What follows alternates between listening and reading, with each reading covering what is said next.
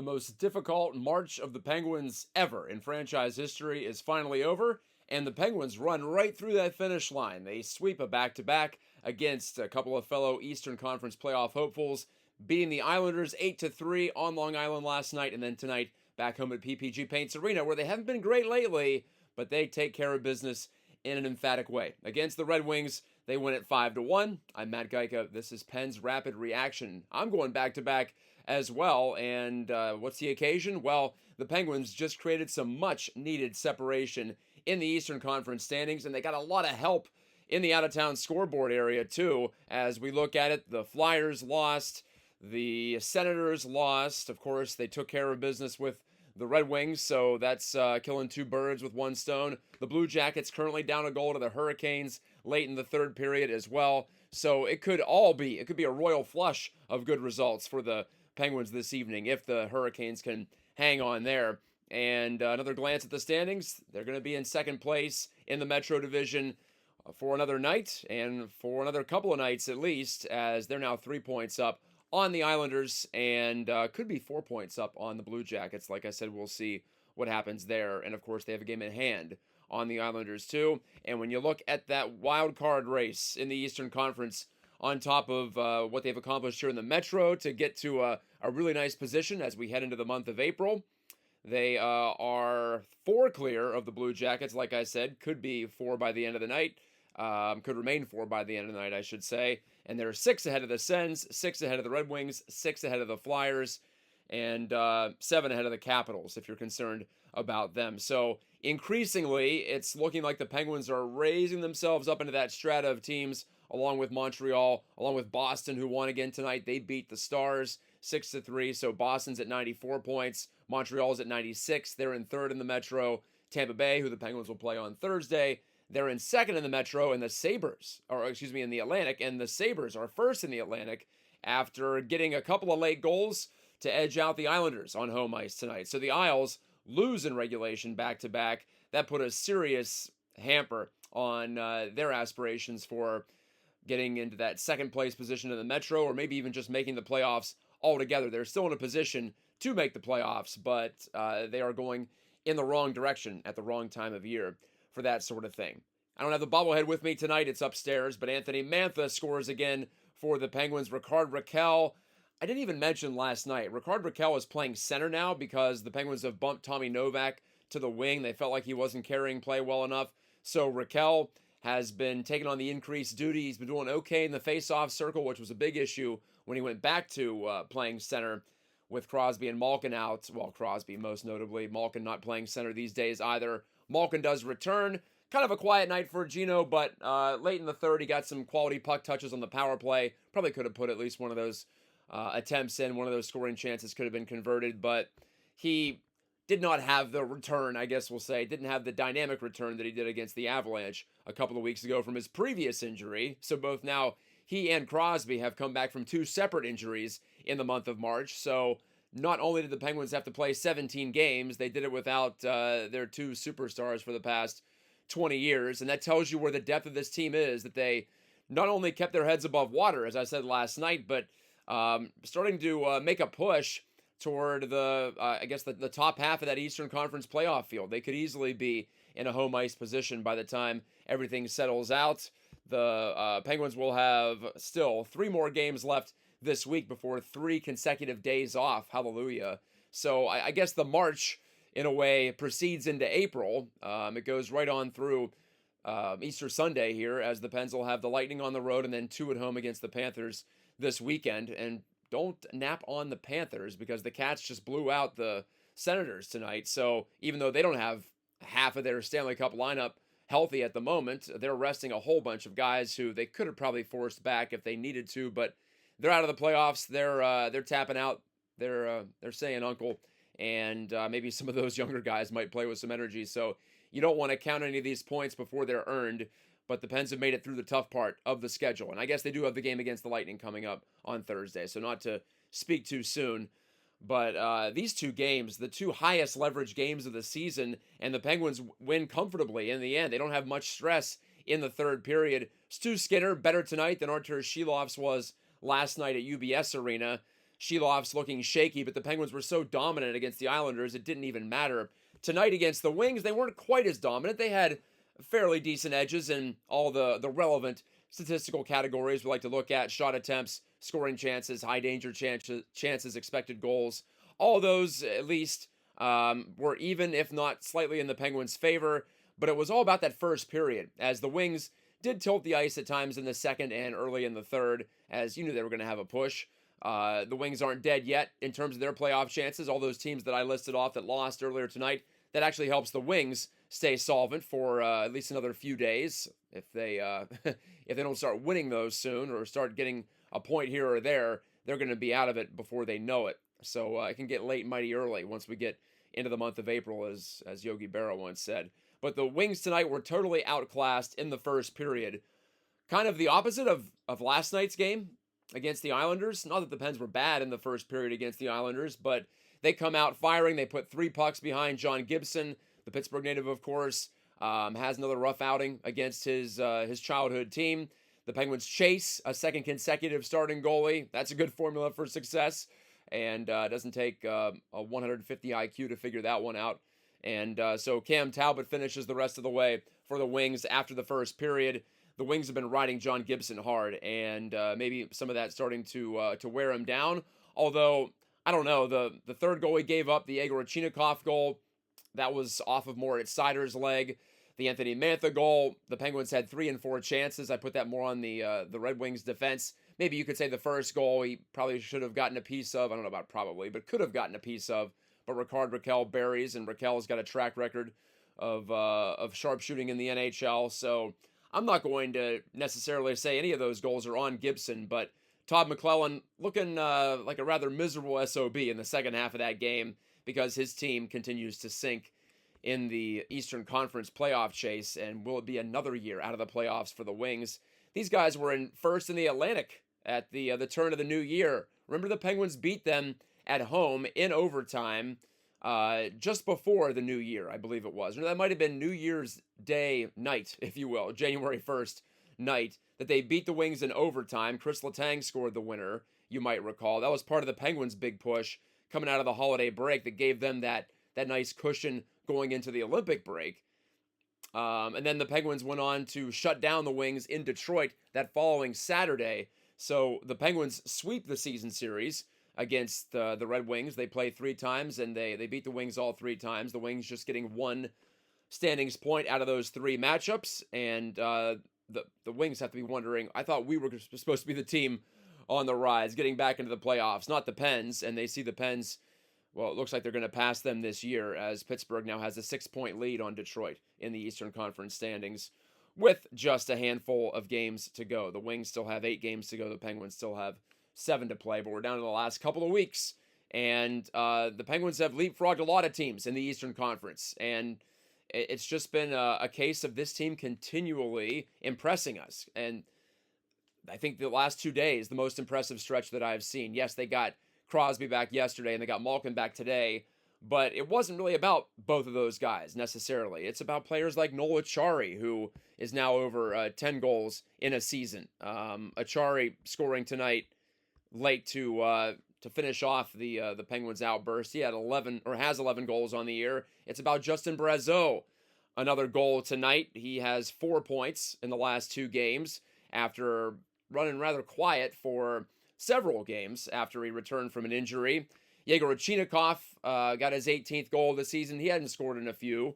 So all these players, whether they be returning to the lineup in the case of Brazeau or trying to get over the hump in the case of, say, a Yegor Chinikov, who hasn't had that many long stretches without scoring, I'll put it that way, since he came over from Columbus, but he wants to keep the good times rolling, and he does, with a fortunate bounce in the first period, but he continues to play well. He's got a goal and an assist tonight, in fact, as he assisted Ricard Raquel's early tally. Sidney Crosby now just 1 shy, by the way, of Steve Yzerman, the Red Wings GM, for 7th all-time on the all-time scoring list in the NHL. So he couldn't quite get there tonight against Stevie Y's squad, but, well, he'll get there by the end of the year, you would imagine. He'll get there maybe by the end of Thursday night's game at Tampa. What would you like to talk about? Just so much to love about this Penguins team this year. It's been rather incredible to watch. We had no expectations. We had little expectations, I think, coming into the year, and here the Penguins are now with a really good uh, buffer now as far as making the playoffs. It was looking rather hairy for a bit. I'll say it that way, and they've had a couple of tough games in recent weeks on home ice. Of course, they give up the sixth spot to the Avalanche last week. That was a tough one. Also, just recently, giving up 6 to the Dallas Stars. So the Penguins, not to bury the lead, but they give up just 1 goal. It's the first time they've given up fewer than 2 since the Olympic break. They gave up 2 to the Boston Bruins in a 2-1 loss way back in early March, about 15 games ago. And they gave up 2 to the Colorado Avalanche, of course, in that 7-2 win, one of their few comfortable victories this season. So, during this stretch, I should say. They've had a few comfortable ones. Oops, there goes my son's artwork behind me. I'm trying to spruce up the place down here if I'm going to be doing more videos. But nice for the Penguins to be able to take a breath. And Stu Skinner was quite good. He made 1 or 2 saves early in the third period that prevented this one from getting stressful. And every little bit helps this time of year. It's such a battle of attrition, to use the cliche. And the Penguins get to the finish line of the month of March with 3 wins in their last 4 games. Things were looking kind of dicey there in that game against the Senators on the road last Thursday. The Pens losing Sidney Crosby there, but they prevail in the shootout. And even though they lost to the Stars a couple of nights later, they convert on these big chances to jump ahead of these teams in the standings, like the Islanders, like the Blue Jackets, who've been so hot. Maybe the Jackets are starting to run out of gas because now they're down a couple of goals, it looks like, to the Hurricanes as we speak. So it's become more comfortable. The struggle is not over, let's be clear. There's still a ways to go here before they put an X next to their name in the standings. But I don't know what more you could have asked for at the start of this week. The Penguins coming back home to play Detroit after having given up, 17 goals in their last 3 home games. So even though they've been impressive on the road, you want to protect home ice, right? And you want to take advantage of these opportunities that you do have. Road Warriors, that's a great thing to be called. That's a great label to have. But at the same time, if you are giving away as many points at home as you are gaining on the road, then it's really all a wash. So it's all predicated on at least doing what you should on home ice. And I'm not even saying they should have won comfortably tonight. I was expecting a tougher matchup. Maybe the Wings are starting to lose the will to live here. And I guess it wouldn't be surprising considering the disappointing results they've put up recently. Speaking of struggles on home ice, they lost in desultory fashion to both the Sens and the Flyers, 2 teams trying to catch them and who have caught them in the standings. So the Wings might be losing their spirit, and it seems like Dylan Larkin might be playing through an injury. Well, he did sustain an injury a couple of weeks ago. He's come back. Maybe he wouldn't be back if it wasn't desperate times for the Wings, but that playoff drought looks like it's about to extend to a full decade, I believe it would be, if they miss it this year. For a while, it was looking like definitely Buffalo and Detroit were going to be in. Maybe Pittsburgh. Now it's certainly Buffalo. They're at 100 points. They're in first place in their division in the entire Eastern Conference, at least for the moment, before that Hurricanes game wraps up. So they're in, but the Wings are dropping quickly, and they can thank this loss to the Penguins for their latest disappointment, their latest moment of depression. And hey, I live here in the state of Michigan, so I've seen people, I don't want to say fall out of love with the Wings, but essentially shrug them off as losers, which is really kind of wild. I'm 40 years old, so when I was growing up, the Wings were the ultimate winners. And, of course, we saw that in the back-to-back Cup finals against the Penguins, those incredible battles those were in 08 and 09, but it's been a long time since 08 and 09. I think sometimes because Crosby, Malkin, and Letang are still here in Pittsburgh, we can forget that, but that's an era ago for most teams, and it certainly is for the Wings, who had that long playoff qualification streak and ended up, I guess, in the end, hurting them, if you want to put it that way, because they tried to hang on to it. I think the Penguins have been accused of trying to hang on to that, or they were previously. But the Penguins have bounced back, it looks like, and they'll be in good position to make the playoffs again here. knock on my desk. I know a lot of you wouldn't like me saying that, but these two regulation wins have given me a lot more optimism, and I think the Penguins are about 90% likely to make the playoffs at this point. But like I said, up here in Michigan, it's the opposite feeling. So, hey, we know how it feels. The last 3 years for the Pens, they have had tough Marches, tough Aprils, especially, what was it, 3 years ago when they missed the playoffs for the first time since '06. They had chances galore down the stretch to clinch a playoff spot, and they couldn't do it. Not saying they would have gone deep, but could have been them playing the Boston Bruins in the first round instead of the Florida Panthers, and then the Panthers went on to make 3 consecutive cup finals, win 2 cups, the butterfly effect. I'm not saying that would have been the Pens, but would have prevented the whole Panthers run, which is coming to an end this year after a couple of championships. But just tells you on the knife's edge, so many of these results lie in late March, early April, and that's why it's so relieving, so luxurious to just sit back and take in the last few minutes of a win. I think the game at the Islanders especially was just such a breath of fresh air, and we get it again tonight on home ice.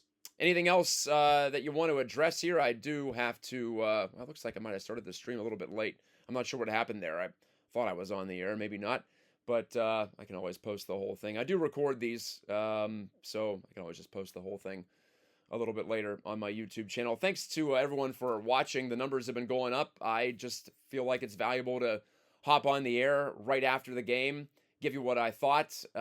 So many times I feel like I talk myself into a point that I wouldn't have made or wouldn't have thought of otherwise. So thank you for indulging this. And I got a couple of young boys at home, and sometimes the evenings are difficult, shall we say, to pay attention to the game, but also just to get to the end of the night with a little bit of my sanity left intact, and just knowing that I'm going to be doing one of these shows gives me something to look forward to at the end of the night too. So thank you for watching. Make sure to like, subscribe, as we say here on YouTube, and also you can sign up for those notifications so you know when I'm going live.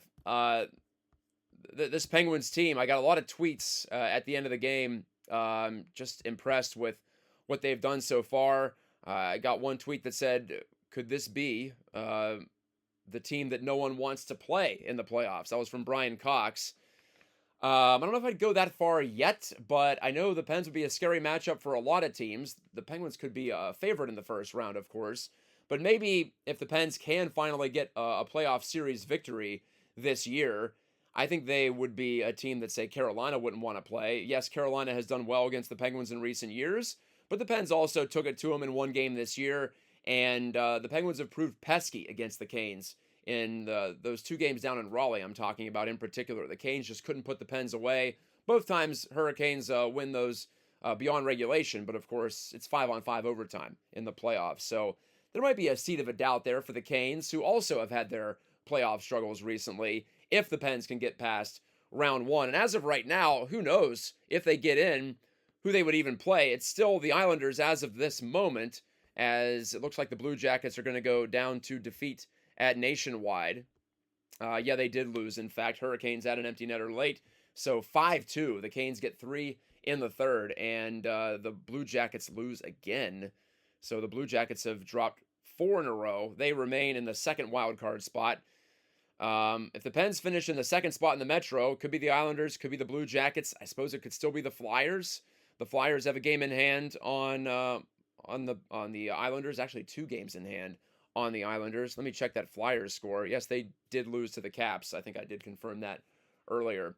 So there's a couple of options for the Pens, and if they do end up somehow dropping into the wild card fray, well, it could be any of those teams near the top, of course, of the Eastern Conference. It could be the Sabres. It could be the Lightning if there's a crossover. It could be the Hurricanes in the first round. So as far as being the team that no one wants to play in the first round, not sure about that, just because I don't think they'll be sneaking up on anybody in that regard. But if they do get one playoff series win, then I think the Penguins do look a lot more dangerous. But they've got to get over that hump first and foremost for me. Ben Feller said, I think this will be the first time I can truly feel comfortable that this team is going to make the playoffs.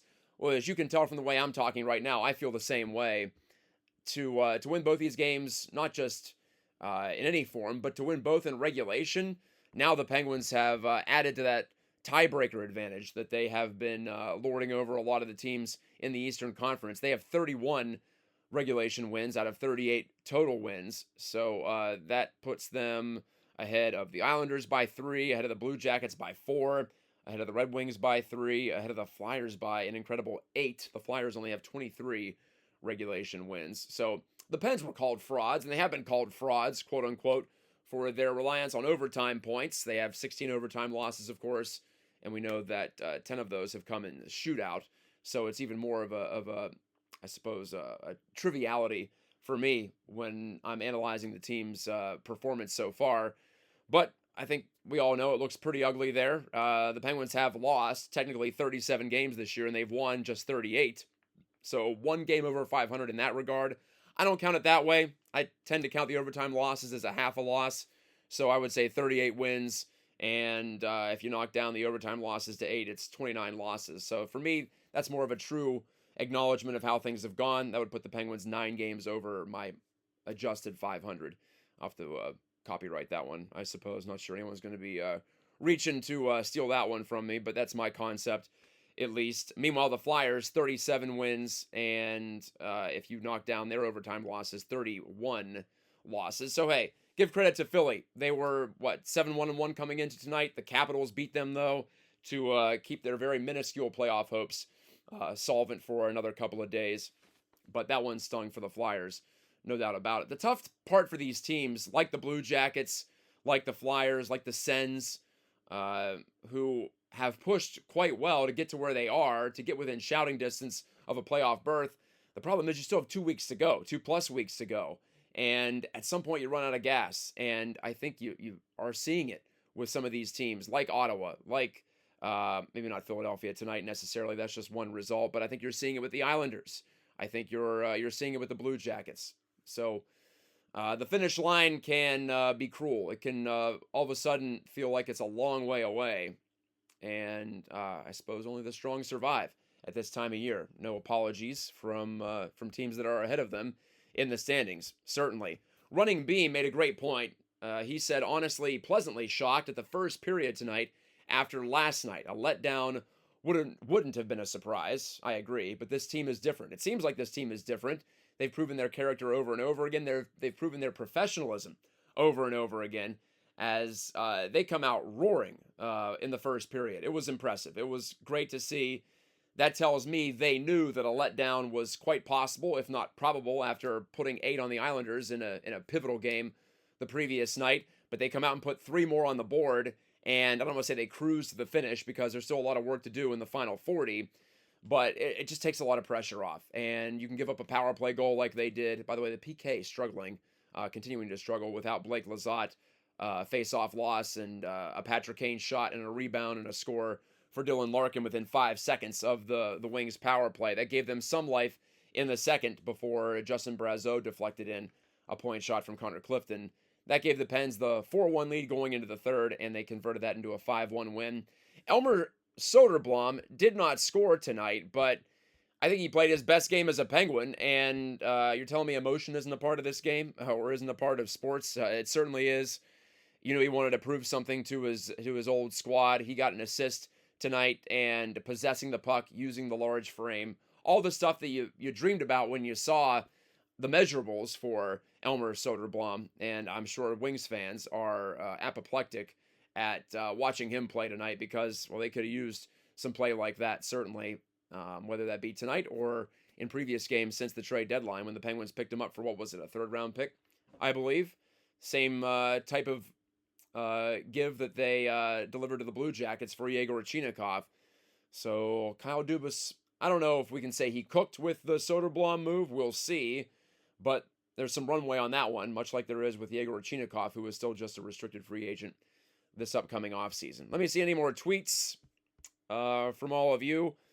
Clem014 says 4 more wins pretty much guarantees they get in. So that would 4 more wins would get them to 100 points even. Might not need all 4, and he notes the Islanders just lost. The Penguins have 7 games left. If they can win, I think go 4-3. I think that's a pretty modest goal, but if they can go 4-3, they get to 100 points, and I have to believe that's enough. and it might even be enough to be second in the Metro. So there you go. And one last tweet from Louis Hensler III. He's been on Skinner lately, but he says they got the good Skinner tonight. That's Stuart Skinner, really. That's why he is what he is. That's why he wasn't really able to lock down that number one position in Edmonton. He rides the wave a little bit, but tonight he looked in control. Tonight he made the big saves when the Penguins not necessarily needed them, but when it would have certainly made the outcome more in doubt if one of those goals goes in, say early in the third, even. You make it 4-2, and then suddenly I think the building gets tight, and I think the Penguins bench gets a little bit tight. And we know that they have squandered some leads this year. It's been a while since they have been in that habit. That was that rough stretch in December, of course. That could have tanked their season, but the Penguins overcame that. They have overcome a lot this year, from their own foibles and mistakes and frailties to injuries that have piled up late in this extremely compact schedule. 17 games for the Penguins, the most difficult march of the Penguins ever. And they end up winning 3 of the last 4. I think that says a lot. So with that, I'll call it a night on Penn's Rapid Reaction. Sorry about earlier. I thought I had the stream rolling. Ended up just going for 15 minutes tonight live, apparently. I swear to you, I was talking for about 5 to 6 prior to that, but I suppose I just spared you. Anyway, for the falling art behind me, and for all of you watching, thanks again, like I said. I'm Matt Geica saying, have a great night. God bless you. And I'll talk to you not Thursday. I'll be on the road. I'm actually going to be back in Pittsburgh this weekend. So me and the family are going to be in transit during the Lightning game. We'll not be able to do a rapid reaction show for that one, but I want to make sure I got this one in tonight. I'm hoping to do one after we attend in person for the game against the Panthers on Saturday. Maybe I'll get the two boys' perspectives, Lucas and Henrik's perspective, and my wife Julian's thoughts on our pilgrimage to PPG Paints Arena. We haven't been there in 3 years. I'll just say, last time we were there, the Penguins scored 11 goals against the Red Wings. Malkin had a hat trick. That'd be fun to see something akin to that. But first things first, got to get through the Lightning on Thursday. Thanks so much for watching, and I'll talk to you maybe this weekend. We'll see.